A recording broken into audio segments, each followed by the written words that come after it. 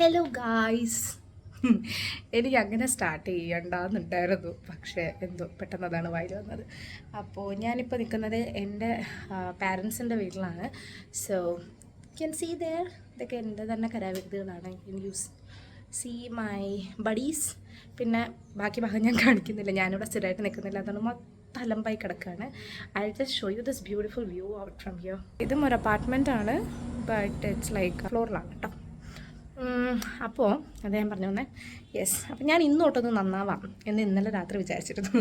നന്നാവാമെന്ന് പറഞ്ഞാൽ ഞാൻ ആക്ച്വലി ഞാൻ നിങ്ങളുടെ അടുത്ത് പറഞ്ഞു തന്നു പല ചേഞ്ചസും പല ട്രാൻസ്ഫോർമേഷൻസും ഒക്കെ എൻ്റെ കൂടെ തന്നെ നിങ്ങളും വേണം അതിൽ എന്നൊക്കെ ഞാൻ പറഞ്ഞിട്ടുണ്ടായിരുന്നു. അപ്പോൾ ആ ട്രാൻസ്ഫോർമേഷൻ സത്യം പറഞ്ഞാൽ ഞാൻ ഇന്ന് സ്റ്റാർട്ട് ചെയ്യാം.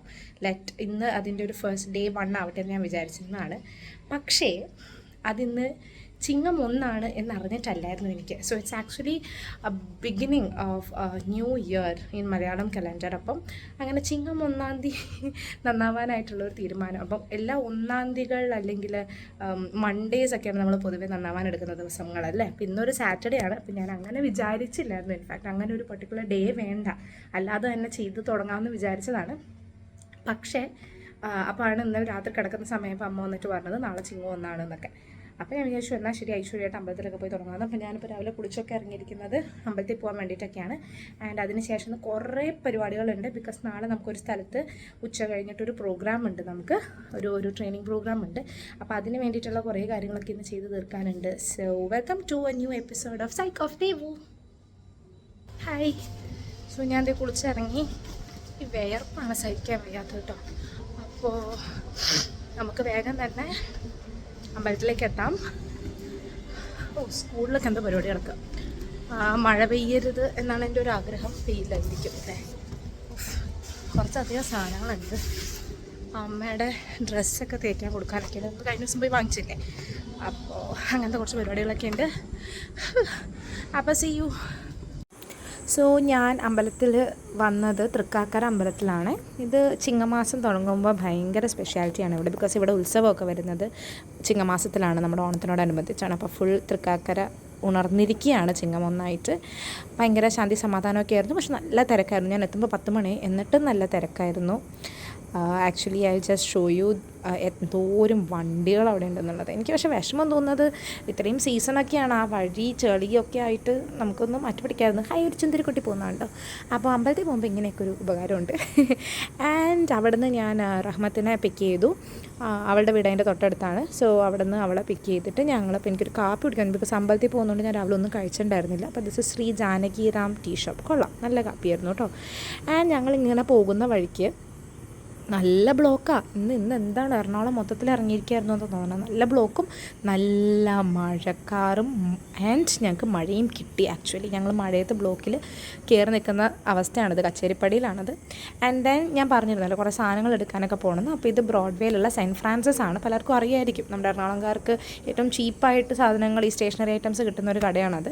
അപ്പോൾ സെൻറ്റ് ഫ്രാൻസിസിൽ ആക്ച്വലി തലേ ദിവസം എൻ്റെ പിള്ളേർ റഹ്മത്തും പിന്നെ നമ്മുടെ HR ഉണ്ട് ലക്ഷ്മി, ഞാൻ നാളെ കാണിച്ചു തരാം അവളെ. അപ്പം ഇവർ രണ്ടുപേരും പോയിട്ട് ഒരു സെറ്റ് ഓഫ് സാധനങ്ങൾ വാങ്ങിയിട്ടുണ്ടായിരുന്നു. Sticky note, sketch pen, sticky നോട്ടാണ്. എന്നാലും ഇത്രയും സാധനം കിട്ടും ഞാൻ വിചാരിച്ചില്ല. നിങ്ങൾ വിചാരിച്ചായിരുന്നു? ഞങ്ങൾ വിചാരിച്ചു അതാണ് അവളെ ചോദിച്ചത്. 2000 രൂപ നമ്മൾ എന്ത് ചെയ്യുമെന്ന് അവളെ ചോദിച്ചത്. നോട്ട്ബുക്സ് ഇതെന്തിങ്ങനെ, ഇത് നമുക്ക് എല്ലാം കൂടിയിട്ട് ഫയലാണ്. പിന്നെ എന്താണ് സ്മൈലി ഉണ്ട് അല്ലേ. Okay, files. യെസ്. അപ്പോൾ അതിൽ ഇന്നലെ ഐറ്റംസ് തികയാഞ്ഞ സാധനങ്ങളാണ് ഇന്ന് കൊണ്ടുവന്നത്. ആൻഡ് ഇതെല്ലാം നമ്മളിനി പാക്ക് ചെയ്യണം. ആൻഡ് കുറച്ച് സാധനങ്ങൾ ഓൾറെഡി ഇവിടെ ഉണ്ടായിരുന്നു. അപ്പോൾ ഇതെല്ലാം കൂടെ നമുക്ക്, ഞാൻ നേരത്തെ പറഞ്ഞ പോലെ ഫയൽസിലിട്ട് പാക്ക് ചെയ്ത് 100 കുട്ടികളാണ് ആ ഓർഫനേജിലുള്ളത് കേട്ടോ. ഓക്കെ, അപ്പോൾ ഞാൻ എന്താണ് ഈ പരിപാടി എന്നുള്ളത് പറഞ്ഞിരുന്നില്ലല്ലോ, ഞാൻ വഴിയെ പറയാം. അപ്പോൾ നമ്മളൊരു ഓർഫനേജിലേക്കാണ്. അപ്പം 100 പിള്ളേരുണ്ട് അവിടെ. അപ്പോൾ അത്രയും പേർക്കുള്ള നമ്മളിങ്ങനെ ഗിഫ്റ്റ്സായിട്ട് അവർക്ക് എന്തെങ്കിലും ഒരു ടോക്കൺ ഓഫ് ലവ് കൊടുക്കുന്നത് പോലെ നമ്മളിതിനെ ഇങ്ങനെ സെഗ്രിഗേറ്റ് ചെയ്തുകൊണ്ടിരിക്കുകയാണ് കേട്ടോ.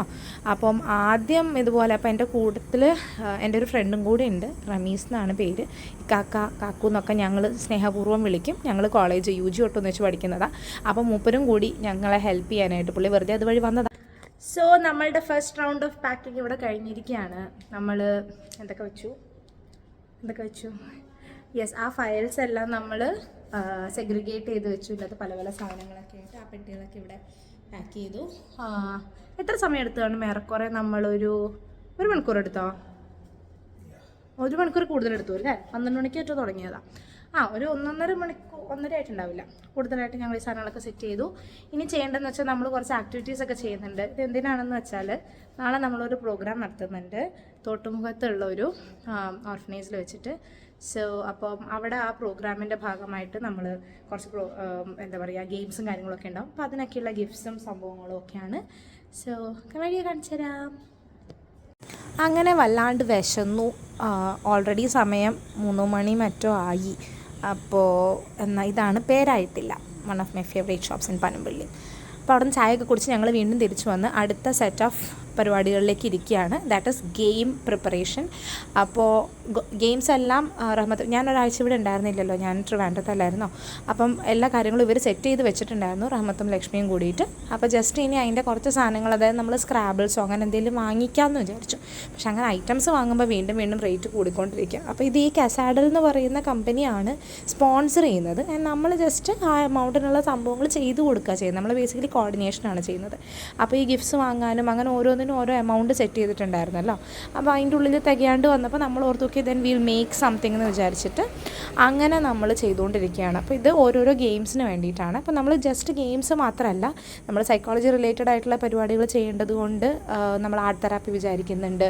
പിള്ളേർക്ക് കുറച്ച് എന്താ പറയുക, മോട്ടിവേഷൻ റിലേറ്റഡ് ആയിട്ടുള്ള അല്ലെങ്കിൽ ഗോൾ ഓറിയൻറ്റഡ് ആയിട്ടുള്ള ഗൈഡഡ് ഇമേജറി വിചാരിക്കുന്നുണ്ട്. പിന്നെ എന്തെങ്കിലും ഒരു, അതായത് അറ്റൻഷൻ, മെമ്മറി, ഇതൊക്കെ ഇമ്പ്രൂവ് ചെയ്യുന്ന തരത്തിലുള്ള അവരുടെ ഹൈ ഹാൻഡ് കോർഡിനേഷനൊക്കെ ഇമ്പ്രൂവ് ചെയ്യാനായിട്ടുള്ള ഗെയിംസ്. അപ്പോൾ ഇതിപ്പോൾ ഞാൻ ജസ്റ്റ് ചെയ്ത് നോക്കുകയാണ് എത്ര സമയമെടുക്കും ഓരോന്നും ചെയ്യാനായിട്ട് ഐഡിയലി. അപ്പോൾ ഞങ്ങളിങ്ങനെ ശ്രമിച്ചു. ആൻഡ് ബലൂൺ ഊതി ഊതി അടുത്ത ആളിലേക്ക് കൊണ്ടുവന്നിട്ട് പൊട്ടിക്കണം എന്നായിരുന്നു നമ്മുടെ ആദ്യത്തെ ഉദ്ദേശം. പക്ഷേ ഊതി എൻ്റെ പൊന്നു, എൻ്റെ ശ്വാസകോശ സ്പോഞ്ച് പോലെയായിരുന്നു എന്ന് എനിക്ക് അപ്പോഴാണ് മനസ്സിലായത്. എനിക്ക് ശ്വാസം കിട്ടുന്നുണ്ടായിരുന്നില്ല. അപ്പോൾ നമ്മൾ വിചാരിച്ചു ഓക്കെ ഊതണ്ട, തലയും വെച്ചിട്ട് തട്ടി കളിക്കാം. ബിക്കോസ് എനിക്ക് തീരെ പറ്റുന്നില്ല. ചിലപ്പോൾ പിള്ളേർക്ക് പറ്റുമായിരിക്കും കുറച്ചുകൂടെ ബെറ്റർ ആയിട്ട്. എന്നാലും വെറുതെ വേണ്ട, റിസ്ക് എടുക്കണ്ടെന്ന് വിചാരിച്ചിട്ട് വി തോട്ട് അങ്ങനെ ചെയ്യാം. അപ്പോൾ അങ്ങനെ ചില മാറ്റങ്ങളും ഇതുമൊക്കെ വരുത്തി ഓരോരോ കാര്യങ്ങളൊക്കെ പ്ലാൻ ചെയ്തുകൊണ്ടൊക്കെ ഇരിക്കുന്ന ഫേസാണ് ഈ കാണുന്നത്. ആൻഡ് റഹു വാസ് വെരി ഗുഡ് ഈ പറയുന്ന ഗെയിംസൊക്കെ ഡിസൈൻ ചെയ്യുന്ന കാര്യത്തിലൊക്കെ കേട്ടോ. അപ്പം അങ്ങനെ നടന്നു. സോ ഇതാണ് നമ്മുടെ ഓഫീസ് സ്പേസ്. ഇത് ഞാൻ വേറെ ദിവസം കാണിച്ചു തരാം മൊത്തത്തിൽ. അപ്പോൾ നമ്മളൊരു മാതിരി നമ്മുടെ പാക്കിങ്ങും കാര്യങ്ങളൊക്കെ കഴിഞ്ഞു. ഒരു 1, 2, 3 റൗണ്ട് നമ്മൾ എല്ലാ സാധനങ്ങളും ഉണ്ടോ എന്ന് ചെക്ക് ചെയ്തു. എല്ലാം ഇല്ലേ?